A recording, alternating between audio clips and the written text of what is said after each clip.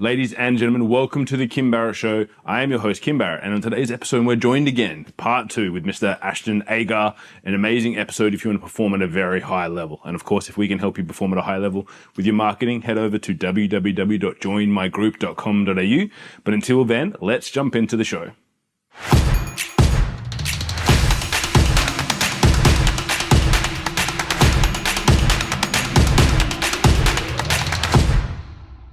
Guys, open up some questions. We'll go here first, straight off the bat. I was actually going to ask you on that. Sure. Are there any daily practices you employ to keep on top of your mindset and mental health, like non-negotiables? Is that a part of your everyday routine? Yep, absolutely. So I know a lot gets spoken about like meditation and mindfulness and basically the art of coming back to a single focus point. And I've found you can do that in anything that you're doing if you're simply trying to come back and engage in what you're doing. Even when I'm reading, so I find reading is for me is my best form of meditation. I find that I'm reading a page, my mind drifts and I'm thinking of all sorts of things. And it's like my reminder, come back, just refocus on what's in front of me, fully engage, repeat. And that just helps me in all situations. Like it's like a muscle, you have to train it and strengthen that. Otherwise it's never going to get any better. And there's just so many distractions, like at the moment, like phones, in life, everything. There's distractions everywhere pulling us in a million different directions. If you can't refocus and recenter, then you'll never really get anything done the way you'd probably optimally like it to be done. So that's my number one thing. I think the other thing is I'm always trying to build my resilience. So like trying to put myself in some situations where I feel a bit uncomfortable is a super important one. At the moment, I'm trying to get in the water every morning at the beach. Like today was horrible, like it was freezing, wet, windy, cold, didn't want to do it. First thing you get out of bed, drive down to the beach, but you get in there, you get uncomfortable, you leap over that barrier. I mean, I'm sure it's got, plenty of scientific, effects for your health or whatever. Fat burning maybe, like heard about in a few podcasts, but I know what it does for me, it makes me way more resilient, like getting in those uncomfortable situations. Doing this was pretty uncomfortable at the start, speaking in front of people. But you know that once you do something, you realise that it's okay. The next challenge is a little bit easier. Doing hard things is a bit easier, and that's real growth, I think. So trying to get uncomfortable and then practising just recentering all the time. Love that. Holly? Yeah, I've got some questions. Nice. With any high performance aspect, like anything, whether a business or a high-level sport, the propensity for the identity to be very much locked into it is a massive issue. So how did that actually work for you when you lost that contract, and what did you do? Like, did that really rip away like a big part of who you thought you were? Did that have any sort of like detrimental effects to you, and how did you come back from that? Yeah, such a good question. I think I got so consumed in being the cricketer. Ashton Agar, the cricketer, the athlete, this Australian cricketer at that stage. Like I said, I lost my intrinsic motivations, which is actually like who I am as a person. What do I enjoy? What do I really like doing? Oh my God, that's such a beautiful question. Did you employ any sort of like more spiritual practices to bring that back? Did you have to connect to something outside of you? Like, how did the ego deal with that? Yeah, my ego hurt. Definitely. Like I said, it hurt. Of course it did, but it hurt more when I was when I was honest with myself. Like I said, it was all about my reflection of that. If that wasn't honest, then I don't think I could have made the real changes to get back to who I wanted to be, because I think those things change you. Those moments change you as a person. They warp you into someone that you don't really want to be. So I actually had a flight on a plane as well. I didn't mention this, but it was part of my reflection. I did the biggest reflection. I had the notepad and I was like, who am I, basically? Question mark, because I just felt so lost. I'd been so consumed in trying to hang on to this identity of being a cricketer and the money and all of these things. Totally lost who I was. And then it was like, who do I want to be? I want to be a good brother. I want to be a good son. I want to be a good fiance at the time. I want to be a good cricketer for the right reasons. I want to enjoy what I'm doing. I want to help others grow. So that was a really nice reflection exercise, and really quickly it shifted me from hanging on so tightly to something that is just too hard to grasp. Like that's a result of being the person that I want to be and doing things the right way. You know, I was hanging on to something that's way down the track. That can only happen if, you know, I'm a good person and I do things for the right reasons.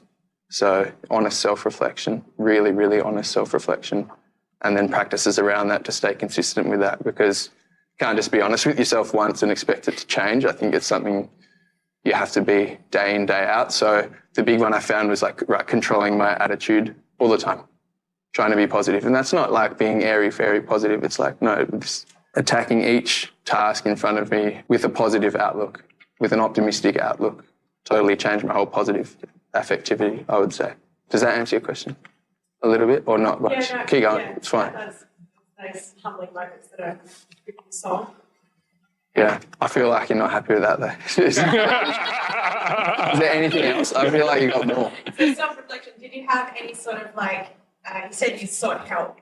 Did you have any help from professionals, or was it just the coaching that you got inside of your... Well, when I sought help, I'm more referring to my own mental health, which is a completely separate aspect of that, I would say. I can talk about that for a long time, and I've spoken very openly about that, and that's quite a long story to get into, so I won't get into that now. But that message is obviously important, like seeking help when you need to. But like I said, honestly, I was the one who was in control here when it came to my career and my future and the person that I wanted to be. But I knew that I was kidding myself for a while there. I just think I didn't want to admit that to myself. Then once I did, it was like a pretty liberating moment. And then once I'd like really done that, I found it easier to commit to the path forward. The path became really clear, you know, and it wasn't about clinging on to these goals. It was just about doing things, being open to what may come, but just doing things for the right reasons, day in, day out, staying consistent with that, you know. It's that quote, like, you know, one step at a time with the big picture in mind. That works really well for me. You've spoken about spirituality, there's been feelings, emotions, mental health. So that's obviously a huge aspect in itself. In regards to the cricketing space, your teammates, both with interstate and obviously at a national and international level, what level of support and encouragement is placed around understanding each individual's emotional intelligence to get the best out of them, and to obviously have that, as you said about your teammates, knowing how to communicate with like 2 or 3 sentences or brief words? What level of, I guess, guidance is placed on that now? Because obviously we don't talk, or maybe we're starting to do it a lot more now by talking about all of those things and feelings and emotions. On an international level or within your team sports, how has that developed over your career? Huge. It's one of the biggest things that we do now. So each month we have to fill out a thing. We have an app on our phones. So it's like called AMS. We have to put all our markers in, all the balls we bowl, weights we lift, whatever we do wise. And then also our wellness scores. Did you sleep well? How are you feeling? Are you feeling... and some of the questions, like pretty personal questions, but these all get filtered through and they come up as markers that go to high performance staff. So they can see if you're going well, if you're not going well. Every team has a psychologist that works closely with the team, and everyone is encouraged to use them whenever they like. And then in the leadership space, we have a leadership consultant that comes into the WACA. His name's actually Bruce Willis. Great man. He actually is. He's an army man, this guy, and he has, you know, like so much experience in the field of leadership under immense pressure. And our leadership group does sessions with him, you know, every couple of weeks during the off season on how do we effectively communicate? How do we keep setting the right standards for our team? How can we be more empathetic and understanding of one another? And our challenge always as a leadership group is to basically try and run it without the coaches. So how can we, you know, positively affect our group and then put that into play in real time? So we might be working with, so say we have 5 leaders in the group, we might all take, you know, 3 people with us, try and understand them a little bit better, try and work with them through the off season, swap around. So I guess it's just investing time into one another, but there's a lot of education for us around our emotional intelligence, self-management and our mental health. And then on the back of that, do you find that by placing the adequate amount of time and support and moving through the teams and each taking on different teammates, that their level of openness and their performance significantly improves? Because obviously you can go, well, is it emotional well-being or is it physical well-being? Because to have really good physical well-being, your emotional plays a huge part in that. For sure. I think for them to feel supported and valued in the group is probably the number one thing.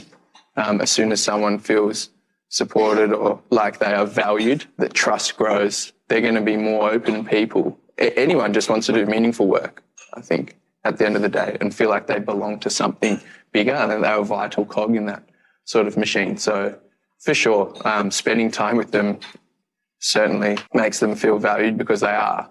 Trust increases, way more open, brave, more empathetic themselves, and that they want to work harder for the team that way, I guess. So, yeah, you certainly see those improvements, but they take time and everyone's really different. And I guess understanding how to communicate with different people is probably the really big challenge. Like giving it enough time to work, that's a pretty big one for us. We'll go two more and then one over here. So we'll go these two and then we'll wrap up. Going back to the focus of like money being a distraction. I had the opportunity to have a pretty decent health career before that, and then I got to have a pro fight, and a couple more after that. When I had the pro fight, I wasn't worried about the distractions of turning pro out in these fights. It was when the money aspect came, and it was a small amount of money compared to what you guys were, very small amount of money. And I lost focus in the first pro fight that I had because of that. I wasn't present. With these kids now that are getting these big, like, there's obviously a lot of money probably compared to what, you know, when you were 18.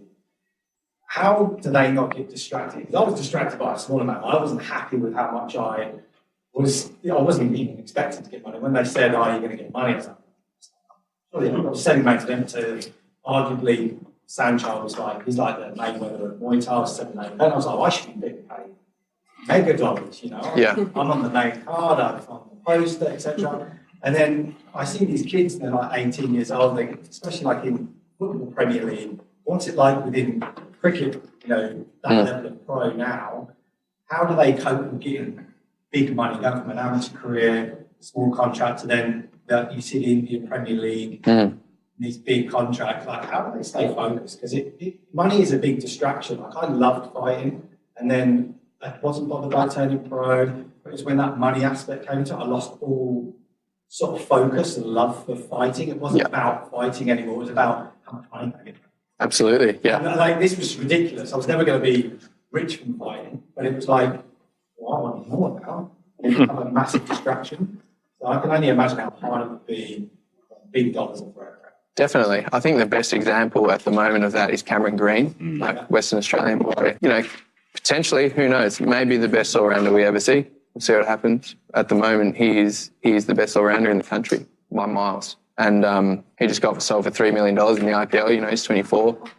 He'd be on heaps of money at Cricket Australia. You know, he's making a lot of money, but he's so intent on improving and growing as a cricketer that this stuff is all just following him. Like, it's just happening as a result of his performances, consistent performances all the time. And I'm watching him like the other day I saw him, when we were in India the other day, a couple months ago, I saw him with a stopwatch and he's like doing this stretch. I was like, Greenie, what are you doing? Oh, he's like, I've incorporated a new like stretching routine into my thing, and he's being so specific about it that he's got his stopwatch out. And it was like the S&C coaches, like little stopwatch thing.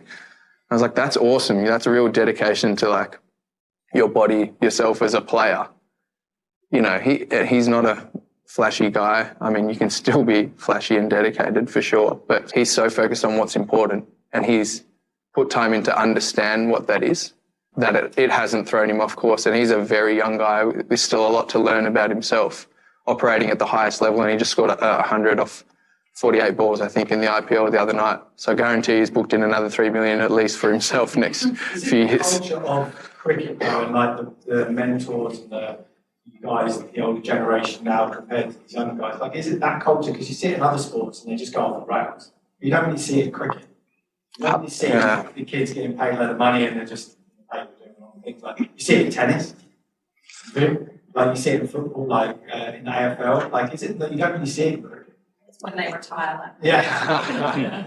Look, it's really hard to say. Like that's probably a question all I can say about the environments that I'm in at the moment is that they're ones where you feel very well supported. All the support that you need is there, whether that be physically or mentally. They're really good high performance environments where people are on the journey to grow and improve. And there's a lot of education around that, and you get access to financial planners, all of these things that try to help you on and stay on track and be the best cricketer you can be, because all the people who are implementing these things know that all of that stuff comes as a result.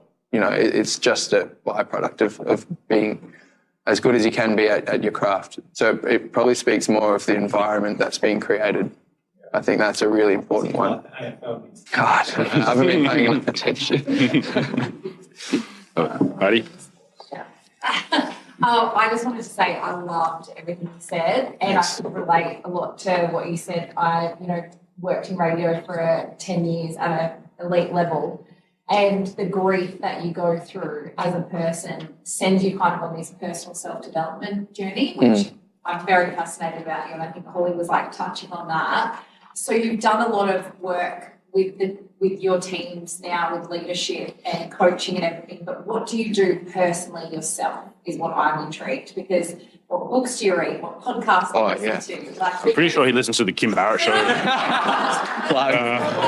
Kim Barrett show. The way that you speak is really inspiring, especially for someone who's on that self-discovery journey as well, and could relate to a lot of the stuff that you said. Yeah, like I said, I'm just trying to be everything that I can be. I don't want to put myself in a box at all.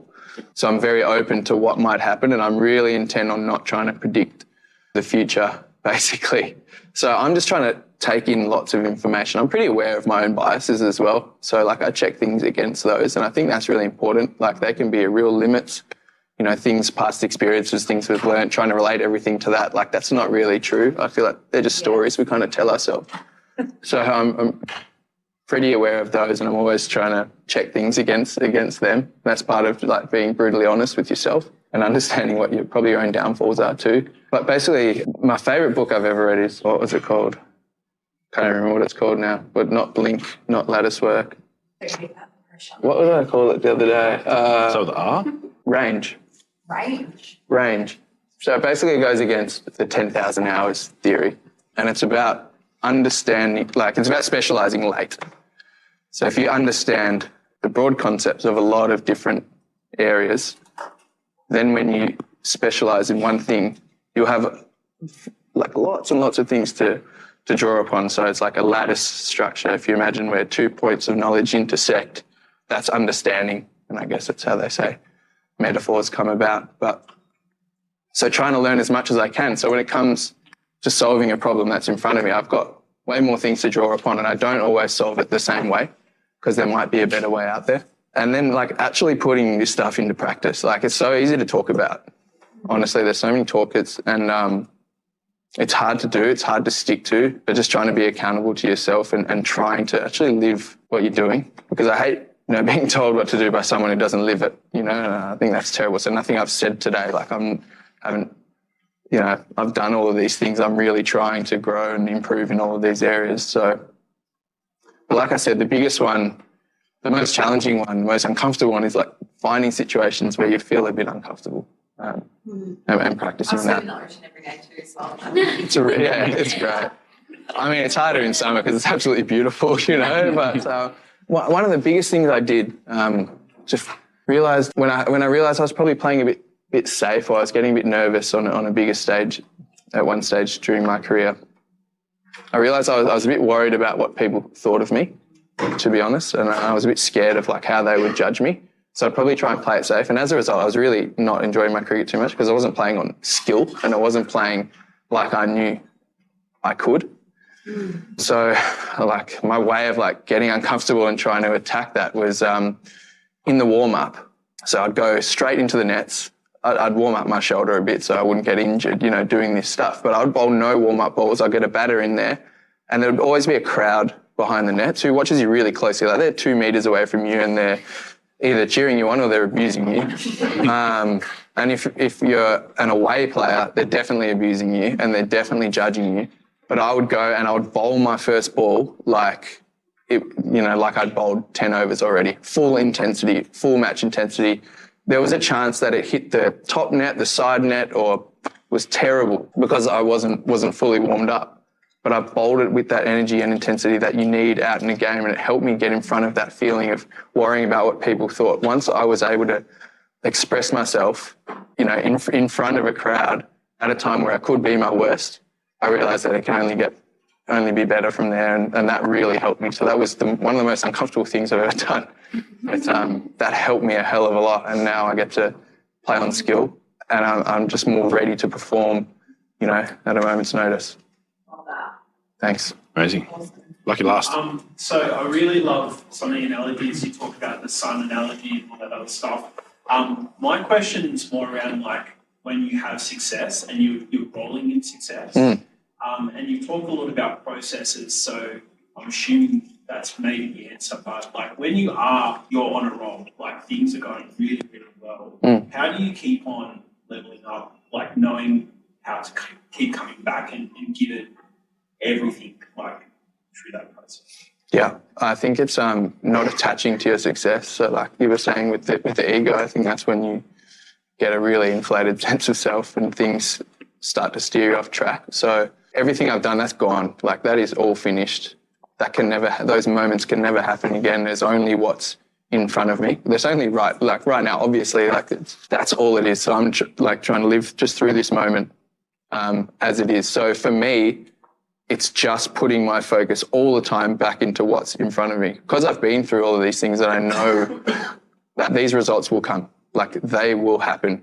Success will come if I'm doing the things I need to do to the best of my ability, and I'm giving my every chance to succeed. It'll just happen. So always, not looking too far ahead, to be honest. And I really, really live that one.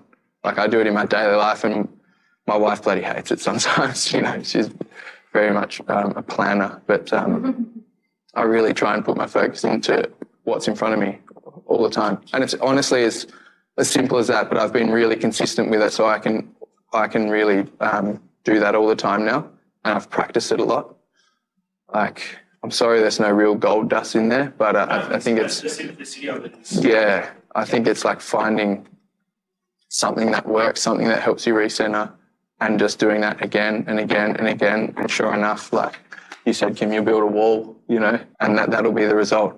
And then you just recenter and go again. Yeah, I have lofty goals for sure. I want to play as much as I can for Australia. I want to create a great life for my kids one day. I want to do all of these things, absolutely. But like, I know that the only way I can get there is by being the best at what's in front of me right now. Amazing. Hope that's all right. Give him a round of applause, guys.